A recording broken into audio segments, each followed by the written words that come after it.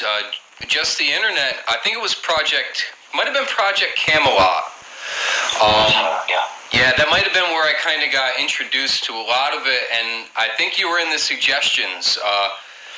Yeah, just one of those things where I started piecing together what seemed to make sense to me, and then you fell right in.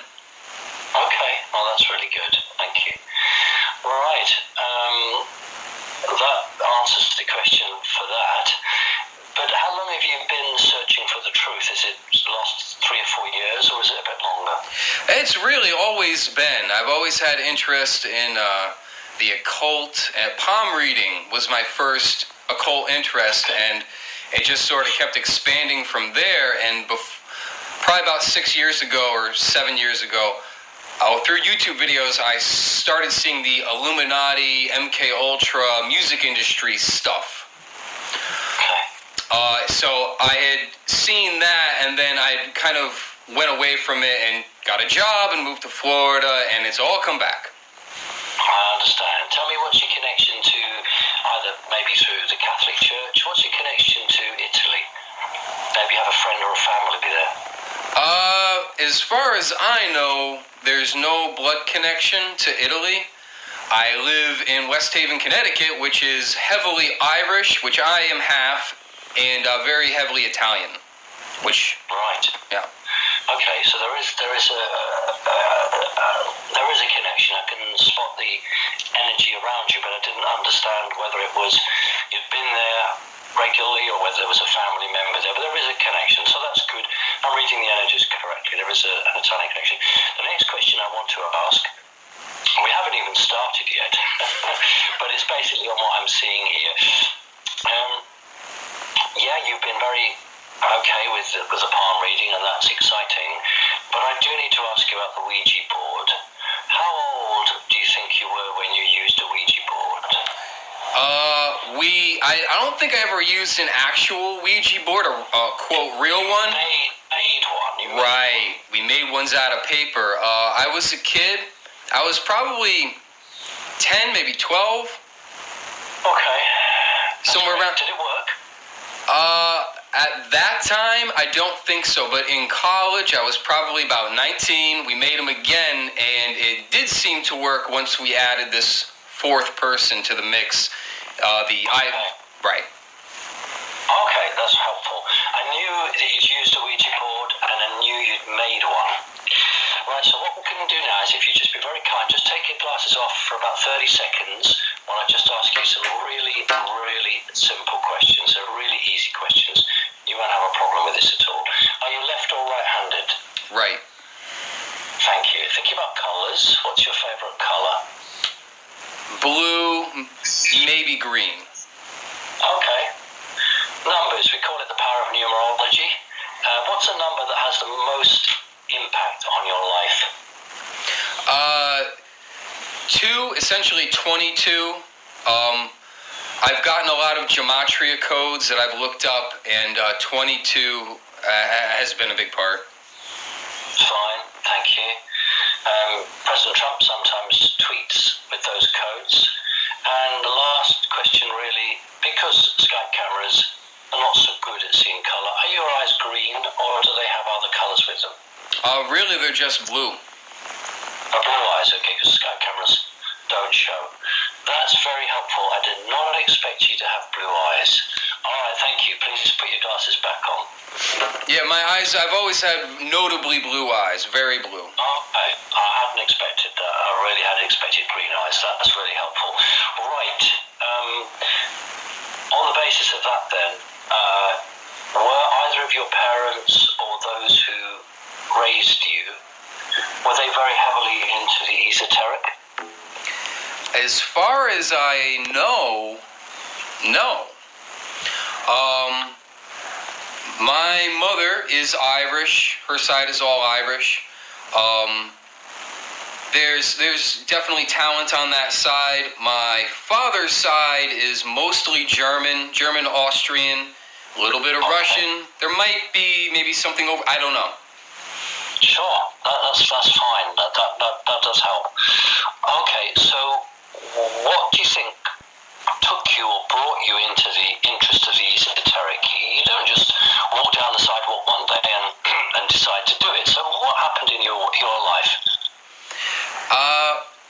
honestly don't know. I mean, as most middle schoolers do, you probably enjoy magic tricks, card tricks, anything, right?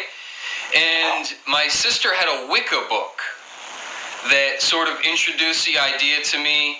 And then she had a job at a bookstore, and one day while I was visiting her with my mother, I found a palm reading book and noticed that I had a whole bunch of the different formations in there that were uncommon. And really grabbed my attention, and yeah. And from there, you never look back. Okay, great. Have you ever, with either your normal eyes or in a sort of a psychic way, have you ever seen anything unusual, supernatural, or ghosty or alien? Have you ever seen anything like that at all? I saw a UFO once when I was camping, very close to me, like closer than 300 yards. So. That is close. Yep. How high off the ground was it? Quite high? If the trees were 100 feet tall, it was only 100 feet over that. Right. And this is at night time? Yep. There was what sort of colour was it showing? Was it sort of a bluey colour or a white colour? It had a red light on the front, a white light on the back, and the whole thing was very boxy and black. Interesting. All right, that's very helpful. Sounds like a particular group. Yeah, it does. It's the Orion Empire. What's called the Orion Cube, or the Orion Box. It's the same group that crashed in Roswell in 1947. Same type of place. Okay. And what about a dog? Was there a dog with you when you were camping? Not when I was camping. Not on that trip. Right. Okay. What's your association with dogs then? I have a little dog sitting in my lap right now. Oh, okay, that's fine. That's what I'm seeing. It was just confusing me. Thank you. Right. When you were camping and you saw, oh, look, what a cute guy. Thank you. Lucy. Oh. And getting on in age now, a little bit old? No, she's only 3.5. Oh, right. So she must have just been sleeping then. Yep. Yeah, that's why she looked a bit sleepy. That's why I thought she was a bit tired. She always has that kind of adorable, just woke up kind of look. All right, that's fine. When you were camping and you saw the UFO, were you on your own, or was there anyone else with you? I was camping with a friend, but he was not with me at that moment. Right. Okay. Right. Okay. See, these off-planet entities, they don't travel trillions and trillions of miles just to sit above a line of trees and disappear again. It's not a very good use of resources. So as human beings, what we tend to remember is either the beginning or the end of one of these happenings. And I would suggest that there's an awful lot that's missing from your mind, or is blocked from your mind. And I suppose it is just possible that the UFO was above the tree line, stayed there for 30 seconds and then disappeared. It's unlikely, it's much more likely that something else happened. I can recall it from start to finish very cleanly, if that means anything to you. I could tell you the whole thing, but I mean that may not matter. Oh, it does. Would you be very? We've got time. Okay. Please tell me what you can remember, because it may not be quite what you think it is. So please tell me. I had a beer and a cigarette in my hand, and we were camping, and there was a beautiful spot where you could walk through the woods for a moment and then be by yourself and see up the river and down the river a bit. And as I looked up the river, I could see, the Little Dipper in the sky, beautiful view. As I looked down the river, I saw a red light. And I saw how close it was to the trees, and I thought it must be a helicopter or a plane, or actually a radio tower, because it was so bright and very red. So I looked away, then I look back, and I can see that it's tracking to the left. And I'm like trying not to pay attention to it, trying to like go, oh no, that's not any, because my mind always jumps to those types of things. And I watched it track, it crossed the river and followed the river all the way down the edge to the corner of the river across from me, and then stopped.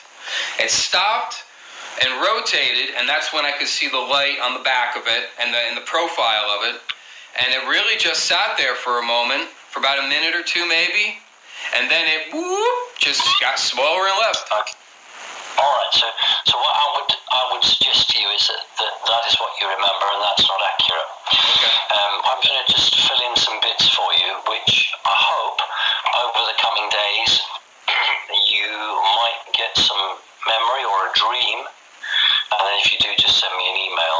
All right. So what's happened here is that the craft is up the tree line. I totally agree with that.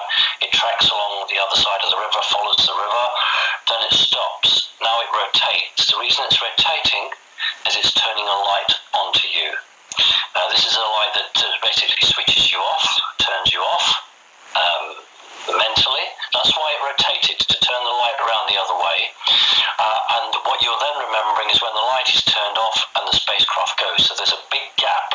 From the moment it rotates and flashes the light, it's like taking a film and cutting out loads of frames and then rejoining it back. So up to the point where it turns, rotates, and you see the light, that's all in sequence. So I believe there's a gap, and then you'll switch back on again, and there it is, and off it goes. It did not fly all the way there to flash a light in your face and then disappear. So I think what's happened is you've had alien experience. Either they've come out of the craft and they've been with you, or you've been taken to the craft. And we know it's all about you because your friend was not there. So something had happened to make your friend leave the campsite for a period of time. So it got you on your own. I think that's all deliberate, all planned. I don't mean that your friend's involved in that. They just did something to make your friend go off. Sometimes they make people feel a bit ill or a bit sick. I'll go to the toilet and then they'll take themselves off away from that place. I had actually walked away myself. I said, hey, I feel like going for a little walk. I'm going to go look at the sky. It seemed like all my plan. And my buddy was like, yeah, whatever. I just walked away, basically. Okay, so that I think is part of it. So that's exciting because that tells us that I believe something more happened. But it's locked in your mind. It's not come out yet. Let's hope it does. Okay, so that's great. I want to just check about your memory generally now. Do you think your memory is normal, or of late have you been forgetting things more than you perhaps ought to? I haven't noticed anything in particular like that, other than my general health because of multiple sclerosis. As my health went down, obviously my memory got worse and worse. Sure. But I have not been dreaming. That's... I don't really hardly ever remember a dream. Okay. That's significant, actually. Remember, I'm not a doctor, I'm not a counsellor, I'm a psychic, and when somebody doesn't dream, it means that they're actually doing stuff for real. You see... let me stop you for one moment, because sure. I do dream, but I never remember the dreams, right after I wake up, like I was there. That's what I mean. I'll remember them later on, and it's actually an association of recurring dreams that I can tell are all made from places that I either went or liked or things that I do. Everything from a bar, a restaurant, a golf course, a campground, a high-rise building with my own room that I spent the whole night going around in and couldn't figure out how to get out. A city, yeah. Yeah, what you're describing is, you see, most people have different dreams than that. Most people have dreams, and it's regular, and they remember them, and, they're various. But people who have an interesting, out of normal life experience, the brain doesn't need to dream in the same way. You see, most regular people, they dream to get rid of surplus energy from the brain, from the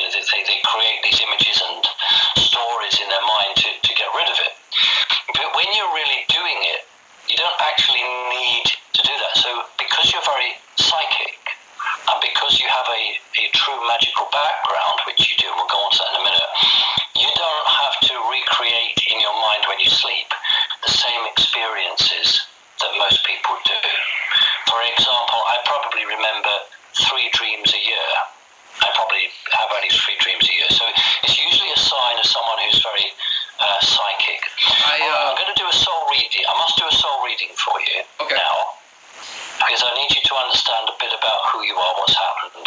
But I also have a warning for you. I need to let you know something that's happened regarding the Ouija board. And I just need to let you know that. But what I'm going to do is the soul reading at first. Your multiple sclerosis, when was that identified by the doctors? The first warning sign that I did not heed and forgot was probably like 8 years ago. Yeah, probably somewhere around there. It was before I moved to Florida. Okay, the regular doctors, what do they think made it happen? No one gave me any explanation whatsoever. I have my own theory. Okay, please share that with me. What caused it? I had gotten my teeth capped, and they're a metal amalgam, and they're still in my mouth. And that's my only guess, is that could have possibly triggered it, because I think the times correlate. Okay, all right. That's interesting, isn't it? Right. Okay. The soul in your body is not Earth human. That probably doesn't really surprise you greatly. I have two types of people. One I call Earth humans, and those I call higher human. So you're a higher human, which means you're human from a higher dimension. But what I want to do is talk about the Earth humans, because these are the people that make up 3/4 of the regular people on the planet. So we'll talk about the people that are around you, but you don't have much connection with. So I believe in God, but I don't believe in a man that sits in a chair and throws thunderbolts down on people. It's a creational force that makes all of us. And the trouble with, particularly with Earth humans, is they're not very good at observing without interfering. So I'll give you an example. Let's say that mum and dad buy a kid a fish tank. So it's a glass tank with a fish in it. And for the first week, the child is really fascinated by the fish, and then gets very bored with it. So then the parents go out and buy new rocks for it. And then the kid gets bored, so they buy like a little sunken galleon, and they make things interesting. But then the kid gets bored, then the kid gets a stick and starts poking the fish and saying, "Let's do something." And that's typically human, but the great creator, let's just say this source, God, when it makes us, it can actually walk away from us. So its only interest is to create us without any interference. Now that's a really key point. So when we are created, the very first thing we're asked by this creator is, where do you want to start your journey? Now, I think 3/4 of people, when they're asked that question, they say, I want to go to Earth. So they come straight to Earth and start the life cycle here. And normally that would be fine, except it's a prison planet. And that means that when these individuals arrive, they're a blank sheet of paper, and they're very easy to program. School, television, the family, church, what have you. Now that's not you. You belong to this quarter that when you were created, you said, I want to go somewhere else, have loads of experiences, and then I'll come to Earth. So when you arrived here, you were very different from the people around you. You had this blueprint of what is not right or wrong, but what's normal and what's not normal. And when you look around you, you'd see this is a madhouse. It's a complete madhouse. The planet is lovely, but the people who make the rules and the laws, it's just insane. So it's always difficult for people like us because we're in the minority. That's the first thing. Secondly, we don't really have much in common with these 3/4. So when we grow up, we tend to discover that we are very different. Some people have very spiritual powers, some people have magic powers. But if we have past lives, we begin to connect with them, and that's what's happened with you. So now I'm going to just backtrack a little bit so you can understand why you are the man you are today. You're not from this earth, so we've got to try and find you. So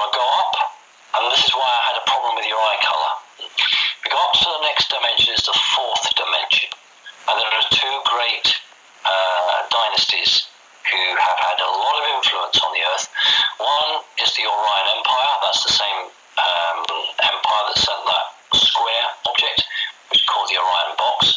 There's the Orion Empire, and the other is the Sirius Federation. And you know from your own researches that when you look at the pyramids in Giza in Egypt from space, there are 3 pyramids and the small one is outer true, yeah. And yet when you look at Orion's belt in the space, it's exactly the same. So it's a mirror image which tells us that it was the Orion Empire that was dominant. Sirius was very important, but the Orion was dominant. Now you have a strong connection with Orion, which means that you should have a real strong interest in the pyramid in ancient Egypt. You should have developed an interest in the Egyptian gods and the history of that. So that should be a strong pull. But you're not purely from there because the eye colour didn't match. So therefore, I haven't got you yet. You've spent a lot of time there, but that's not where you're from. So I'm going to the 5th dimension now. And the 5th is, well, I guess it's like a layered cake. The bottom layer is Andromeda, and the next layer, which is in the middle layer, is the Pleiades, and then the top is Arcturus. And then just for the record, into the top of the 6th dimension, it's Lyra. Now, what's interesting is that you have blue eyes, which you always associate with 5th dimensional people. Skype cameras don't show colour very well. I had anticipated you'd have had green eyes based on your strong connection to the 4th dimension. So I was quite surprised and interested to learn you've got blue eyes. So when I read The Soul in Your Body, it's quite interesting because you appear to have a connection between the Pleiades and Andromeda. That's quite interesting. Do you live or have an interest in oceans or water? I do. I've always loved to swim, and I live in West Haven, Connecticut, which is a beach community. We have the most public beach in all of Connecticut. Right. Yeah. Well, that's helpful because the Pleiades always has a very strong call on anybody loving water. It doesn't have to be the ocean, it can be a river or a lake. The gematria codes that I got told me that I was Dragoon. Yeah, well that's dragon, isn't it? I thought you had said specifically that they were reptilian and equeri, that it was some specific... I don't know. That's 4th dimensional. That's all of those belong to the 4th. I'm looking at your original creation. Your original creation is 5th dimensional. So when God, for want of a better word, created you and said, where do you want to start your journey? You chose a human community in the 5th dimension. This is where you first started. It's a very long time ago. I'm not saying you've turned your back on them, but you're very dismissive of it. So your original start point is actually the Pleiades.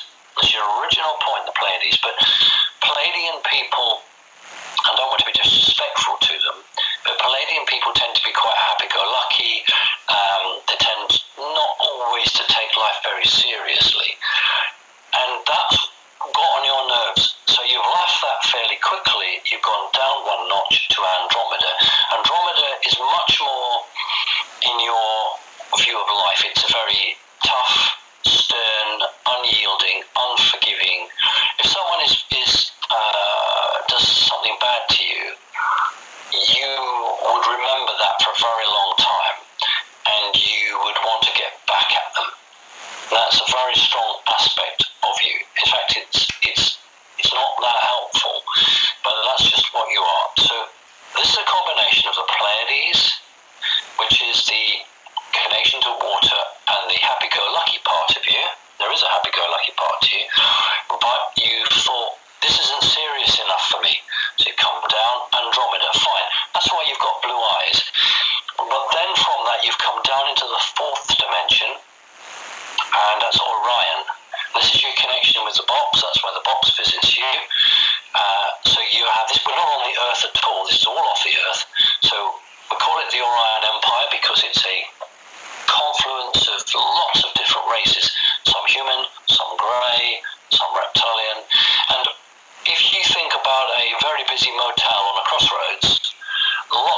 people coming and going. That's what this part of the Orion group is. And so you have incarnated in a non-human body. So you have incarnated in a reptilian body. The soul in your body is fifth dimensional, but you have gone through life cycles of beings that were not human, because it allows you to experience through their eyes what it's like to be on that. But that is not who you are. You are higher human, but you have experienced life in a superior, physically superior body. And this is where you've got your values. You have your values from the Pleiades and your values from Andromeda, but now, here in the fourth dimension, you've got these values which are, I'm special, I'm different, I'm better than the rest of you. I should be able to do this and do that. Don't tell me what to do. How is it that you have done so well, yet you're not as good as me?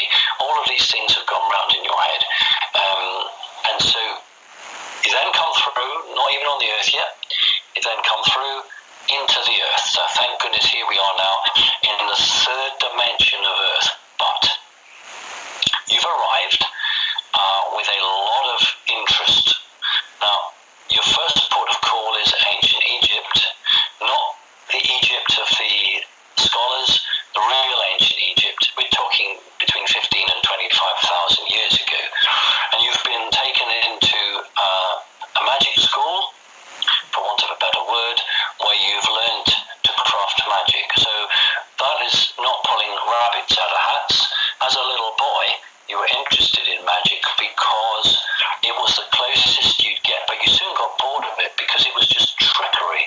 I'm talking about bringing entities from other dimensions through. I'm talking about you leaving your body, traveling, remote viewing, and doing all of these things which you were quite capable of doing.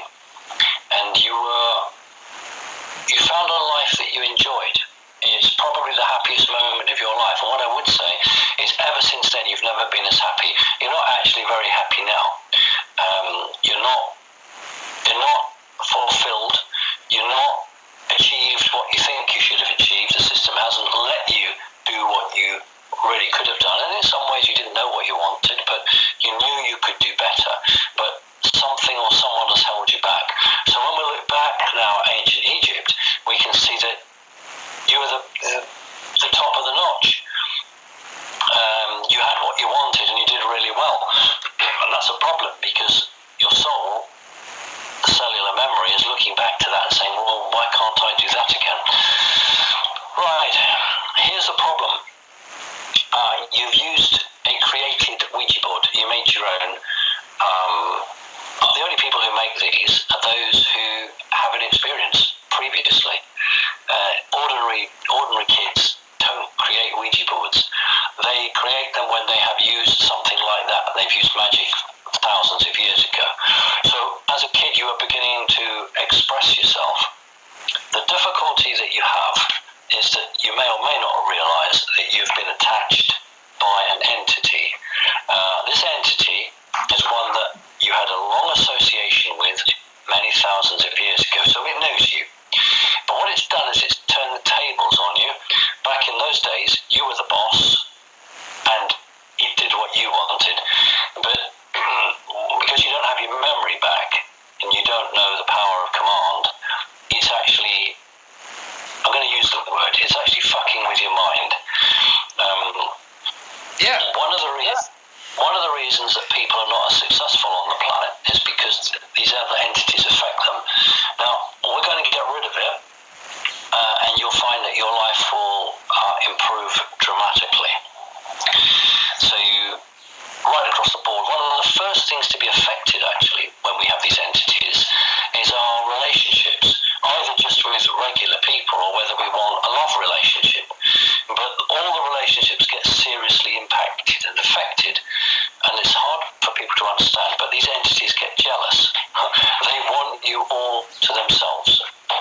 So that's one of the first things we detect.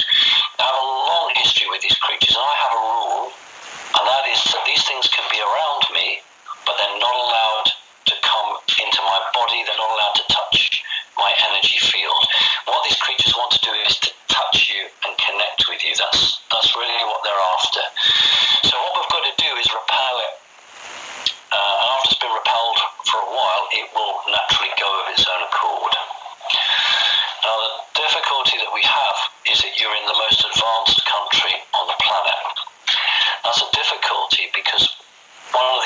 elements we need to repel it. It's very hard for you to find an umbrella.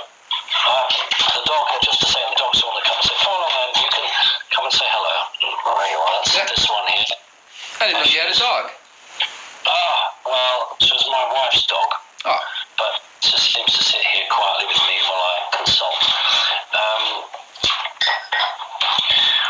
The difficulty that we have is America is such an advanced country that the common metal, which we call iron, isn't readily available. In a backward country, it's dead easy to get because you guys have everything made of steel. The only thing you have that's easily available in the US is a skillet. We don't call it that in our country, we call it a frying pan, but many states refer to it as a skillet. And it's traditionally in America made of cast iron. Yeah. It's about the only thing available.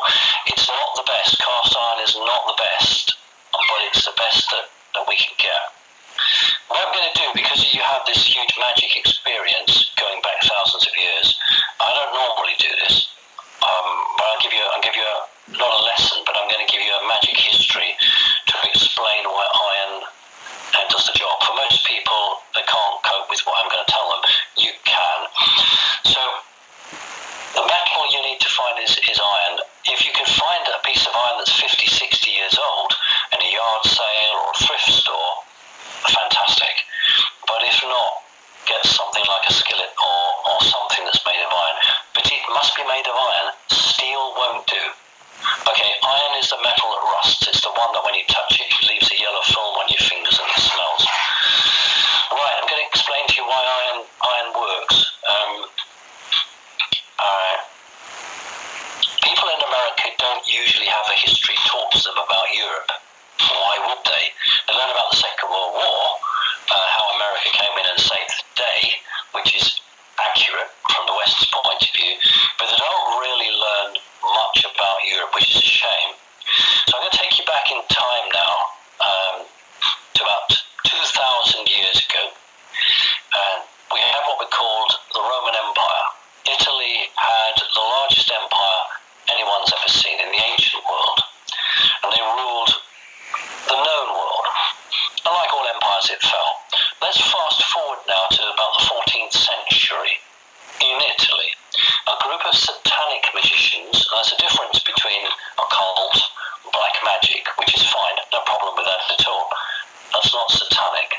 So as a group of satanic magicians decided they wanted to make Italy great again, just like they did in the old days. So they did magic in the hope that Italy would once again be really powerful. It didn't work. Instead of energizing all of Italy, it just created a bubble about 2 or 3 miles in diameter, which today we call the Vatican. That's why the Vatican City is a separate entity, its own police force, its own mailman. It's completely different. So it didn't work. But what did work was the energy began to leak out into the rest of Italy and into Europe. And for no apparent reason, in Italy, suddenly, all these artists started appearing, or poets, or mathematicians, or scientists, Galileo, Leonardo da Vinci. And suddenly Italy became the center of culture in the known world. And the words we use for that today are the Renaissance period. Now this is a direct result of satanic magic leaking out, but not in the way they'd envisaged. Now, if you imagine a stream of energy, just use my hand, a stream of energy running up through time, and we'll just call this stream of energy technology. That's what the word we're going to use for it, technology. And this is alchemy. This is reading the future through the stars, or palm reading, or curing people with herbs and medicines. This was technology. It was accepted and normal.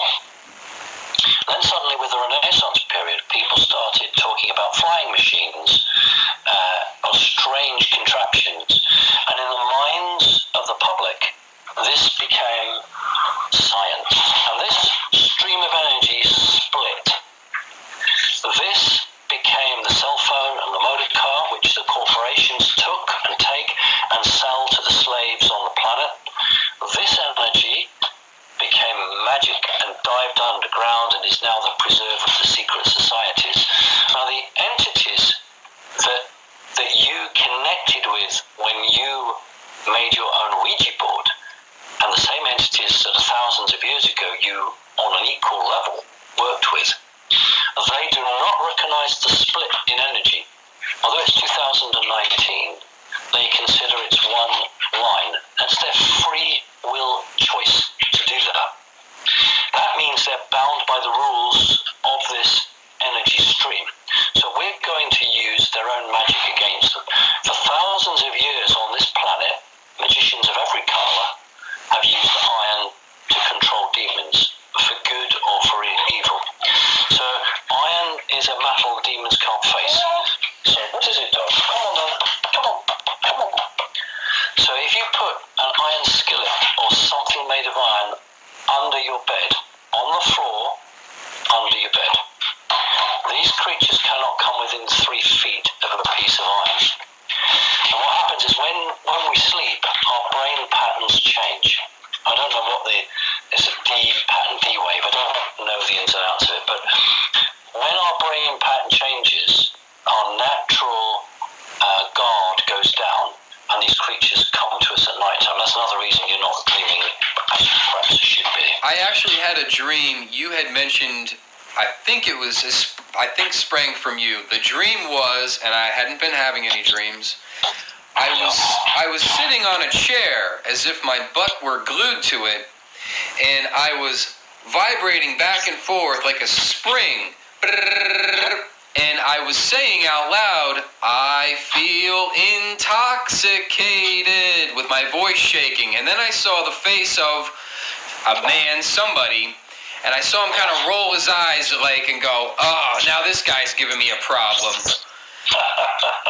And then the dream ended. And there was other chairs, and I think there was people on them.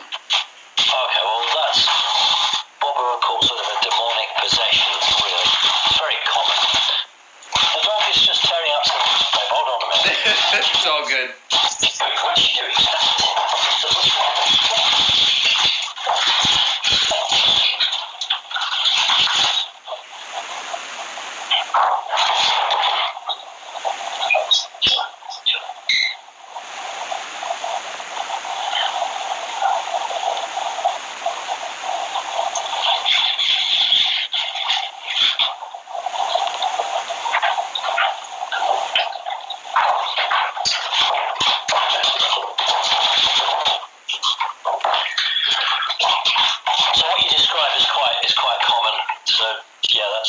I've heard that many times.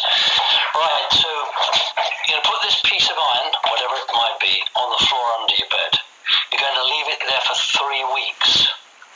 And at some point in the 3 weeks, we don't know when, one morning you're going to wake up and you're going to feel remarkably better, different. The words I use are lighter and happier. You're going to feel remarkably different, such as you actually want to go out and dance. You're actually going to want to go out and meet people. You're actually going to go out and have the sunlight on your face and talk to people. Now then, in the meantime, I need you to go online. I don't think you guys can buy these in jewelry stores. And for a few bucks, I want you to buy what's sold as an iron pendant. Iron jewellery. It's very fashionable with young girls at the moment, thank goodness. Lots of websites doing them for a few bucks, and they're about the size of your thumbnail. It doesn't need to be any bigger than that. And they're in the pattern of snowflakes or flowers. They're very, very organic, they're very natural, but they're made of pure iron on a little chain or a thread. So you need to order that fairly quickly. You put that away in your cupboard. So you've got that put away somewhere safe, and you've got this iron skillet under the bed. And one morning you're going to wake up and feel really better. That's when you put the pendant on around your neck. So you can't put the pendant. What are you doing? What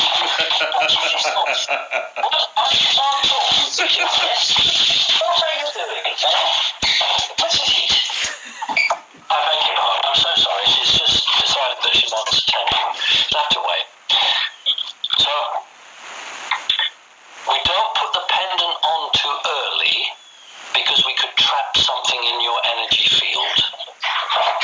So we have the iron on the floor under the bed to ensure that it's not connected to your energy field. We've expelled it. You see, if I can demonstrate, human energy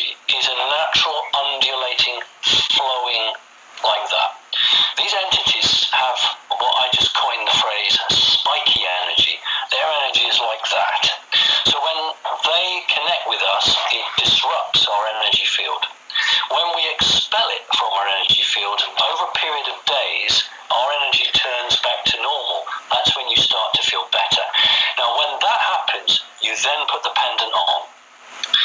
And you've got to keep that pendant on for 3 weeks. So iron under the bed for 3 weeks, pendant around your neck for 3 weeks. Now you can't take it off even when you shower. You've got to leave it on for 3 weeks. At the end of that period, you take the necklace off. Because the law is, and you know your numbers, 3 and 3 is 6. 6 is one of the magical numbers. So it has to go back where it came from. And the law is that it cannot come back to you in this lifetime. Next lifetime it can, but that's not my concern today. So that's what we'll do, and that's what I ask you to do, because it will break you free from what is a bit of a dive at the moment. You're like in an aeroplane, and the guy's pushed the stick forward. And you're not an old man at all, but the stick's been pushed forward, and you're a bit of a shallow dive, and you're not going where potentially you should be going, because you should be able to achieve a great deal. You're a very capable person. The soul in your body is 100% good. There's no evil in you. Thank you. But you've been attacked, and that's what's gone on here. This thing has attacked you and is trying to isolate you. Does any of this make any sense to you? Oh, absolutely. I'm completely isolated because of my health. I'm taken down to a point where mowing the lawn is, a huge task. And if I don't regulate my temperature, I will pass out, I'm guessing, do you know all my past lives? Not all of them. I only see in people the best and the worst.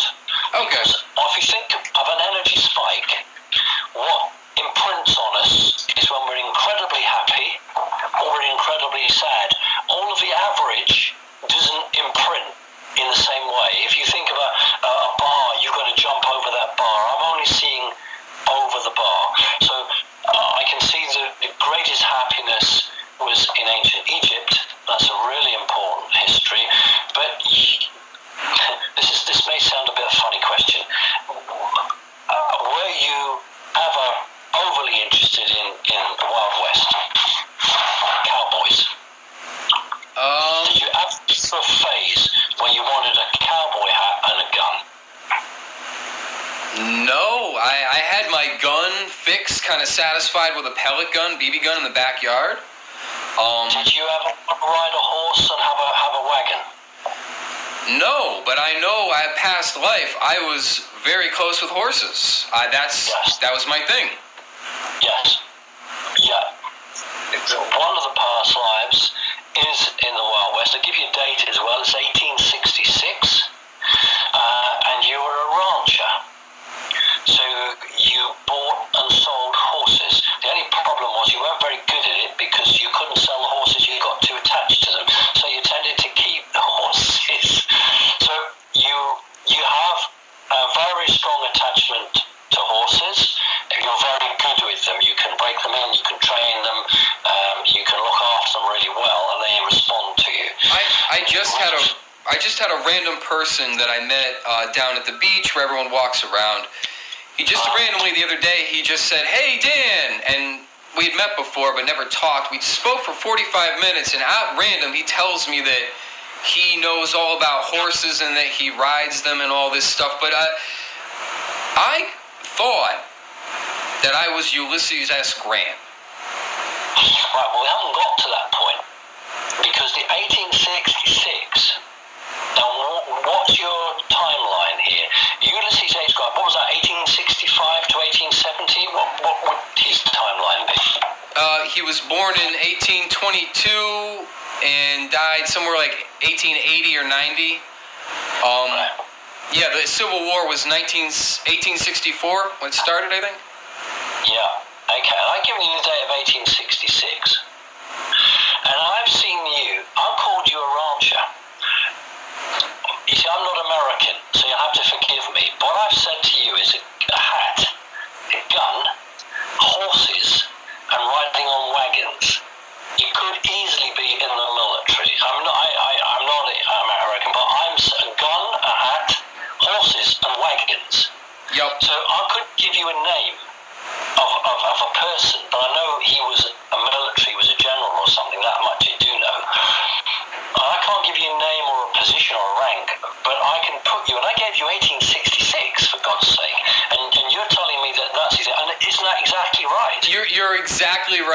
was confused. I wasn't putting it together. I was painting a picture of a rancher in my head instead of a guy wearing a uniform, and that's... Yeah, well, see, that's... But because I'm not American, I don't understand these things, but I assumed it was a rancher because you had horses around you. You're right. But there was 1866, that would be the time of the war, wouldn't it? Oh, absolutely. I would have been on a horse. Yep. And we would have been living like we're out on the range, like ranching, camping, you know? Right. Yeah, so 1866, the only word I got was rancher, which is wrong. So you're out on the range, and you're out doing that. So I absolutely agree. That's the line. But that doesn't mean that was a happy time for you, because that's a terrible time when brother was fighting brother. And so, although it was an exciting time, it was also a very sad time. So that's why I'm picking it up, because it's over and above the norm. We had the ancient Egyptian time, which is very happy for you, and that's a spike of positive energy.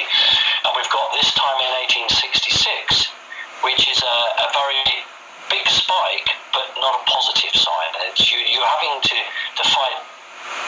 That was the North. Well, he was the North, wasn't he? Yeah, Grant was on the North fighting against slavery. Right. So I tell you what I'm seeing, because again, I'm not, as you know, I'm not very well up on it because I'm not an American. But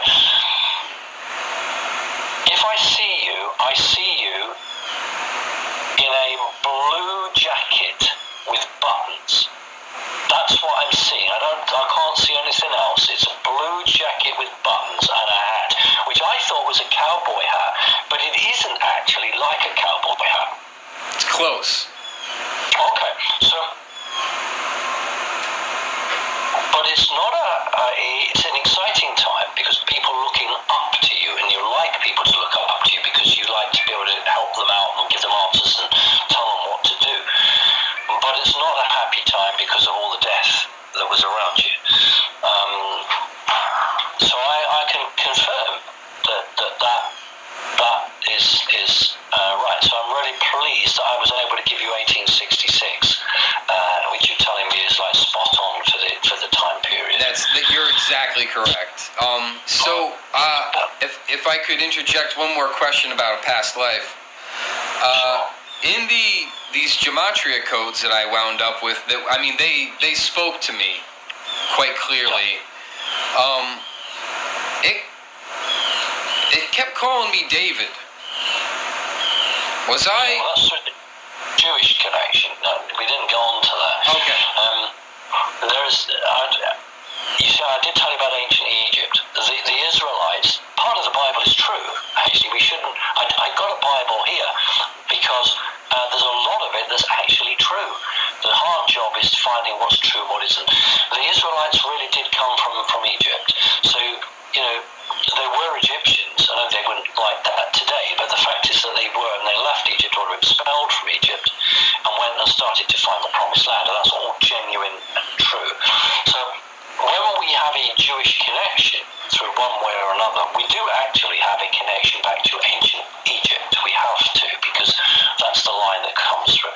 So you have this Egyptian connection, and then what I would call today Israel, Syria, Lebanon, this part of the world, you have a connection to, and the word prophet is quite strong with you.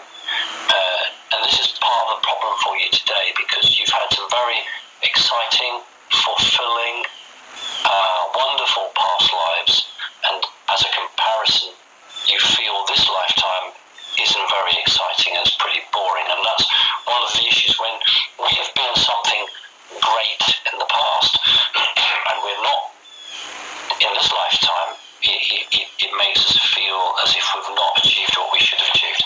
Just so you know, I get that. I totally understand what you're saying, but if I had a good relationship, I've discovered living at home and just enjoying being here in such a way that there's a certain amount of what you're saying that I feel like I don't connect with. More of that sounds exactly like my father. My father is this guy that it was as if the world betrayed him. And I know we're obviously related, but like that extreme of that disappointment really rings true to him. I'm not saying it isn't mine, though. No, I think what's happened is that you're more evolved than he is. So you've gone beyond that. But you couldn't be who you were unless he was something special as well. So he had to have been something, but he never reconciled himself with it. Whereas you have, Okay. because you've advanced, you've spiritually, mentally advanced beyond his understanding. If we look back to our parents and their grandparents, they were trapped in a world that was very, very dark in terms of the lack of information, and people had to make decisions and judgments on very limited knowledge. Whereas now we're in a much stronger position to be able to discern the truth. So you would always have moved on from him. It doesn't mean he was a bad person. It means that he was caught up in his own politics. He was caught up in his own self, and that's always a sign of somebody who felt that he should have been something much more. And it's probably truthful to say that the system got in his way. It wasn't his own lack. Sometimes it is, but often or not, it's the system that prevents you. It might be that, hey, your father's not he's not the chief executive. He's not the director. So therefore, you're not going to get the job. But the son of the director or the son of the boss is going to. And we often contrast our capabilities with those people who don't have those abilities but just have the connections. So that was very powerful back in the 50s.